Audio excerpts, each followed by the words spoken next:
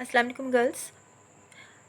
Our next topic of the chapter number 5 is the freezing point. दो topic हम इसमें पढ़ेंगे, freezing point and diffusion. The first topic is a freezing point.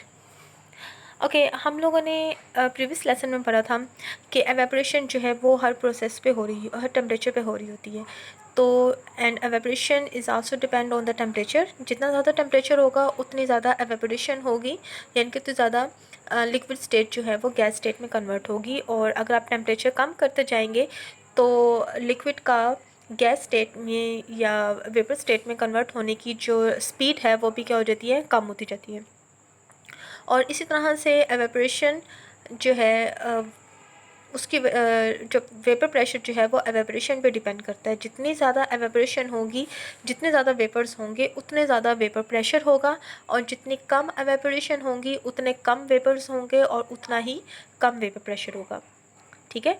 So it means कि अगर evaporation temperature dependent है तो vapour pressure भी क्या है, टेम्परेचर डिपेंडेंट है. बाय इंक्रीजिंग टेम्परेचर, आप टेम्परेचर इंक्रीज़ करेंगे तो वेपर प्रेशर भी क्या होगा, इंक्रीज़ हो जाएगा. लेकिन जैसे ही आप टेम्परेचर डिक्रीज़ करेंगे तो वेपर प्रेशर भी क्या होता जाएगा, डिक्रीज़ होता जाएगा. तो इसी तरह से अगर आप किसी भी लिक्विड का टेम्परेचर डिक्रीज़ करता जाएँ, कम करता जाएंगे तो वेपर प्रेशर का उसका जो है वो रिड्यूस होता जाएगा. Similarly state of the matter भी चेंज होता जाएगा. कैसे? क्योंकि हमने पढ़ा था कि लिक्विड स्टेट में भी मॉलिक्यूल्स में चूँकि काइनेटिक एनर्जी होती है जिसकी वजह से ये मूव करते रहते हैं, और उनकी मूवमेंट की वजह से ही उनके दरमियान जो इंट्रामॉलिक्यूलर फोर्सेस होती हैं वो वीक होती हैं, इसलिए वो एक दूसरे से दूर भी होती हैं. लेकिन गैसेस के मुकाबले में ये एक दूसरे से क्लोज होती हैं. लेकिन अगर आप किसी भी लिक्विड को कूल कर रहे हैं, ठंडा कर रहे हैं, तो ठंडा करने का मतलब ये है कि आप उसकी एनर्जी को रिड्यूस कर रहे हैं, उसकी काइनेटिक एनर्जी को कम कर रहे हैं. अगर कूल करने का मतलब क्या है, उसकी काइनेटिक एनर्जी क्या हो जाएगी, कम हो जाएगी. जैसे ही उसकी काइनेटिक एनर्जी कम होगी तो मूवमेंट मॉलिक्यूल्स की कम हो जाएगी. अगर वो मूवमेंट कम हो जाएंगी तो वो एक जगह पे सब जो है वो फिक्स होते जाएंगे. जैसे ही वो एक जगह पे फिक्स होंगे उनके दरमियान इंटरमॉलिक्यूलर फोर्सेस डेवलप हो जाएंगी. और इंटरमॉलिक्यूलर फोर्सेस डेवलप होने का मतलब है कि that liquid convert into the solid state. Is it clear? So ये तमाम चीज़ें आपस में रिलेट करती हैं. जैसे ही आप टेम्परेचर कम करते हैं काइनेटिक एनर्जी कम होती है और लिक्विड किस में कन्वर्ट हो जाता है, सॉलिड में.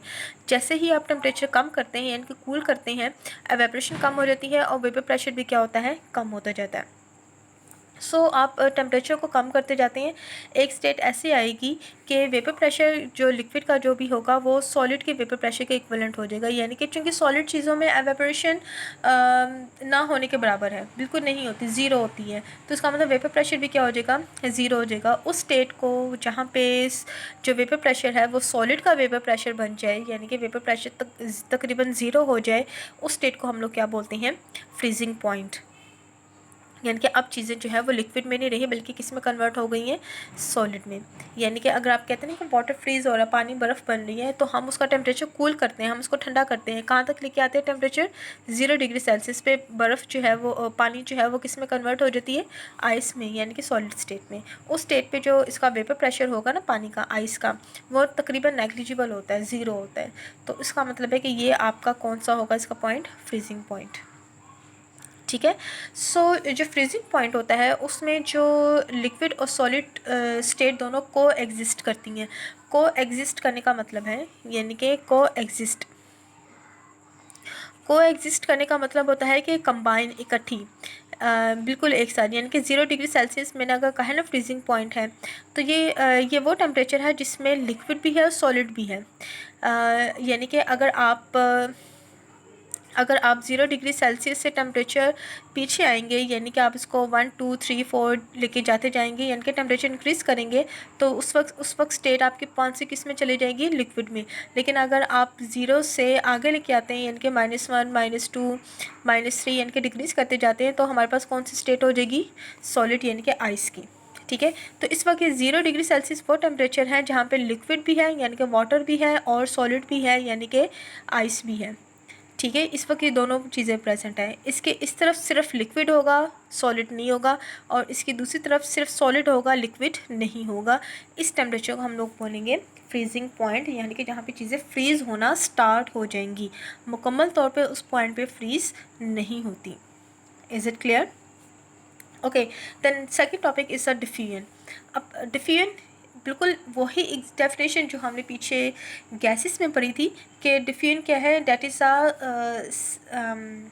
Spontaneously mixing of the molecules, ठीक है, और वो आपस में मिक्स होते रहते हैं अनटिल और unless they make the homogeneous mixture, ठीक है। तो बिल्कुल इस तरह से लिक्विड में भी यही डिफ्यूजन होती है कि इसमें क्या होगा कि भाई अगर लेट्स सपोज कभी दो एक आपके पास जो है लेट्स सपोज आपके पास ये एक टैंक है या एक ग्लास है, ठीक है, इसके अंदर आपने पानी डाला हुआ है, और पानी डालने के बाद अगर आप इसके अंदर एक इंक का ड्रॉप डाल दें इसके अंदर और उसको मिक्स नहीं करें, ठीक है, जैसे ही आपने इसका इंक का ड्रॉप डाला है ना, जहाँ पे आपने इंक ड्रॉप डाला है ना, तो यहाँ पे आपको पानी नीला ज़्यादा फील होगा, ठीक है। इस वाले आहिस्ता आहिस्ता इसका जो नीलापन होता है पानी का वो थोड़ा सा नीचे चला जाता है और नीचे चला जाता है, यानी कि इस वाले पोर्शन पे हमें ज़्यादा नीला फील होता है, ठीक है। अगर आप इसको मिक्स ना करें यानी कि स्टर ना करें, आप इसको ऐसे ही रख दें, तो आफ्टर सम टाइम आप देखते हो कि इसका जो ये नीले वाला पोर्शन है ये स्प्रेड होना शुरू हो जाता है, फैलना शुरू हो जाता है, इर्द गिर्द भी होना शुरू हो जाता है, और एक स्टेट ऐसी आएगी कि ये सारे का सारा हमें पानी एक जैसे कलर का लाइट ब्लू कलर का नज़र आएगा। इसका मतलब है कि इसमें क्या है कि लिक्विड मॉलिक्यूल्स जो हैं, चूँकि वो हर वक्त मूव करते रहते हैं, और हमने ये जो इंक ड्रॉप डाला था ये भी क्या है, लिक्विड स्टेट में है, तो इसका भी ज़ाहिर है कि इसके भी मॉलिक्यूल्स क्या होंगे, मूव करते रहेंगे। They move and they collide with each other, they randomly collide with each other, और उनकी कोलाइजन की वजह से ये पूरे पानी में एक दूसरे के साथ मिक्स हो जाती हैं, और इनकी कोलाइजन, इनकी मूवमेंट जारी रहती है अनटिल और अनलेस हमारे पास होमोजीनियस मिक्सचर आ जाए। So we can define the different as the mixing of the two substance to make the homogeneous mixture. और उनकी मिक्सिंग क्या होती है, मूवमेंट मॉलिक्यूल की होती है from higher concentration to the lower concentration. यहाँ पे लिक्विड इंक की कंसनट्रेशन ज़्यादा थी, यहाँ से लिक्विड मॉलिक्यूल्स मूव करते इस वाले पोर्शन पे चले गए हैं जहाँ पे इंक की कंसनट्रेशन नहीं थी। सो यहाँ से यहाँ पे मूव कर रहे हैं और इनकी मूवमेंट जारी रहती है अनटिल और अनलेस पूरे इस लिक्विड के अंदर इंक के मॉलिक्यूल्स की कंसनट्रेशन या अमाउंट इक्वल हो जाए, ठीक है। इसको हम लोग क्या बोलते हैं, डिफ्यूजन। सो डिफ्यूजन डिपेंड किस किस पे करती है, अगर हम इसके फैक्टर्स देखें, the factor affecting the diffusion they are number 1 intermolecular forces, number 1 intermolecular forces. अगर लिक्विड्स के दरमियान इंटरमॉलिक्यूलर फोर्सेस ज़्यादा हैं तो उनको मूव करने में थोड़ी सी डिफ़िकल्टी होगी, यानी कि अगर लेट्स सपोज ये मॉलिक्यूल्स हैं, ठीक है, और ये आपस में बहुत टाइटली बाउंडेड है, ये आपस में बड़े सख्त जुड़े हुए हैं, तो जब ये मूव करेंगे तो अलग-अलग मूव नहीं कर सकते। जब वो अलग-अलग मूव नहीं कर सकते तो इनके दरमियान कोई और पार्टिकल्स भी नहीं आएंगे, ठीक है। लेकिन अगर इनके दरमियान इंटरमॉलिक्यूलर फोर्सेस वीक हों, यानी कि आफ्टर सम टाइम्स ये ब्रेक हो जाए, जब ये ब्रेक हो जाएंगी, अब इनके दरमियान स्पेसिस आ जाएंगी, तो इसके अंदर कोई भी दूसरा पार्टिकल जिसने डिफ्यूज़ होना है, जिसने मिक्स होना है, वो इनके दरमियान आके मिक्स हो सकता है, ठीक है। तो अगर इंटरमॉलिक्यूलर फोर्सेस स्ट्रॉन्ग होंगी तो इनके दरमियान कोई भी दूसरा पार्टिकल आके मिक्स नहीं हो सकता, लेकिन अगर वीक होंगी तो इनकी फोर्सेस ब्रेक होने से कोई दूसरा मॉलिक्यूल या पार्टिकल इनके दरमियान आके मिक्स हो जाता है, ठीक है। Number 2 the size of molecules. अगर तो मॉलिक्यूल्स का साइज़ लार्जर होगा, ज़्यादा होगा, तो उनकी मूवमेंट, उनकी स्पीड भी कम होगी। बिल्कुल वही बात कि भारी चीज़ों को मूव करना, भारी चीज़ें इतनी ज़्यादा तेज़ आसानी से मूव नहीं करती हैं, लेकिन हल्की या जिनका वेट कम होता है वो बड़ी आसानी से मूव कर जाती हैं। आप लिक्विड और हनी की एग्जांपल ले लो, ठीक है। अगर आप हनी को फ्लो करवाते हो, हनी को ऐसे स्पून में लें और उसको ऐसे उंडेलेंगे, तो आप देखते हो कि भाई वो बड़ी स्लोली आहिस्ता आहिस्ता उसकी एक बारीक सी धार होके वो मूव करता है। लेकिन अगर आप 1 स्पून वाटर ले लेंगे और आप उसको ऐसे फेंकेंगे तो वो एकदम से सारे गिर जाता है, ठीक है। इसका मतलब है कि हनी का वेट ज़्यादा है, इसलिए उसकी उसकी मूव करने की स्पीड जो है वो कम है। इसी तरह से वाटर का वेट कम है, इसलिए वो हनी के मुकाबले में ज़्यादा आसानी से मूव करता है। सो साइज ऑफ मॉलिक्यूल भी जो है वो डिफ्यूजन यानी कि मिक्सिंग पे डिपेंड करता है। Number third is the shape of the molecule. Shape यानी कि मॉलिक्यूल की शेप कैसी है। अगर तो वो राउंड शेप में होंगी, किसी एक ख़ास ज्योमेट्रिक राउंड शेप मॉलिक्यूल बहुत आसानी से मूव कर देते हैं, क्योंकि इसमें कोई इसका एज नहीं बना होता, कोई सिरा नहीं बना होता है, और वो उसमें से उस तमाम जब मॉलिक्यूल आपस में मिक्स होते हैं तो वो उनकी इस राउंड शेप से स्लिप हो जाते हैं। लेकिन अगर कोई ऐसे मॉलिक्यूल्स होंगे जिनके एजेस होते हैं, जैसे वो ट्रायंगुलर हैं, तो ये आपस में एजेस होने की वजह से आपस में धंस सकते हैं, जिसकी वजह से इनकी जो है वो मिक्सिंग जो है वो थोड़ी सी डिफ़िकल्ट हो जाती है। And number fourth that is the which is very important, that is the temperature. अगर आप टेम्परेचर बढ़ाते जाएंगे तो मिक्सिंग आसान हो जाएगी, टेम्परेचर कम करेंगे तो मिक्सिंग भी कम हो जाएगी। क्यों? क्योंकि टेम्परेचर बढ़ाने से मॉलिक्यूल्स की मूवमेंट बढ़ जाती है, काइनेटिक एनर्जी बढ़ जाती है। जब उनकी मूवमेंट बढ़ जाएगी तो एक जगह से दूसरी जगह मॉलिक्यूल बहुत आसानी से, बहुत तेज़ी से मूव करेंगे। लेकिन अगर उनकी मूवमेंट कम होगी, उनके पास काइनेटिक एनर्जी कम होगी, उनका टेम्परेचर कम होगा, तो उनकी स्पीड भी क्या होगी, कम हो जाएगी, और डिफ्यूजन क्या हो जाएगा, फिर स्लो हो जाएगी। ठीक है। सो हमने अभी तक दो फिजिकल प्रॉपर्टीज़ पढ़ी हैं लिक्विड की, that is a freezing point, number second is a diffusion, and the last physical property of the liquid is that the density.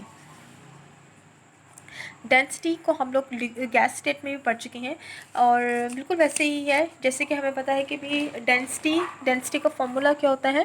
Density is equal to mass by volume, that is density has inverse relation with the volume and direct relation with the mass. जितना ज़्यादा volume होगा उतनी कम density है। Inverse का क्या मतलब होता है, उलट रिलेशन ना, क्योंकि ये डिनोमिनेटर में है, सो डिनोमिनेटर में होने की वजह से इनके दरमियान जो रिलेशन है वो इनवर्स है। ठीक है। अगर वॉल्यूम ज़्यादा होगा तो डेंसिटी क्या हो जाएगी, कम हो जाएगी, एंड वाइस वर्सा का मतलब बिल्कुल इसका उलट। ठीक है।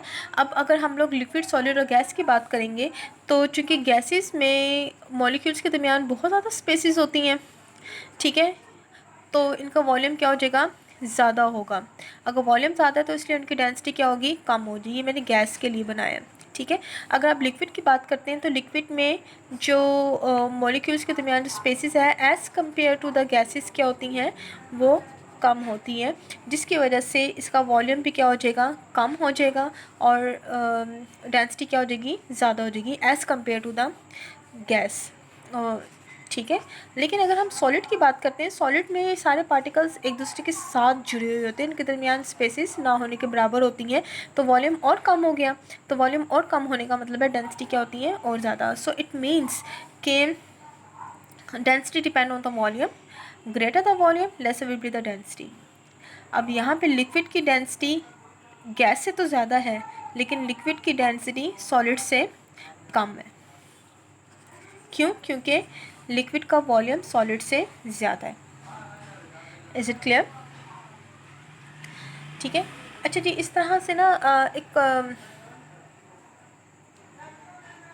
क्वेश्चन, एक इसमें से एक शॉर्ट क्वेश्चन भी बन जाता है कि